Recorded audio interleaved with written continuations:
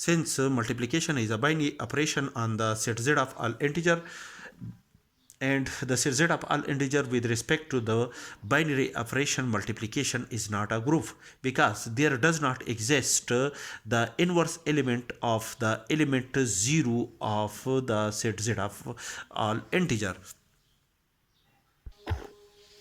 Since the ordinary addition is a binary operation on the set n of all natural number, this topic is discussed in our previous lecture, but the set n of all natural number is not a group with respect to the binary operation addition, because there does not exist the additive identity element 0 in the set n of all natural number. That is, according to the definition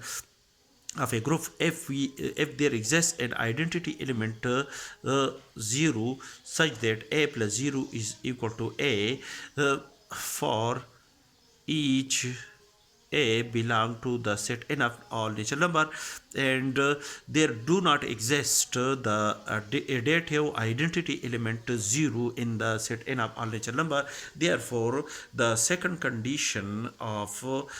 group is failed to hold. Therefore, in this case, we can say that the set n of all natural number with respect to the binary operation addition is not a group.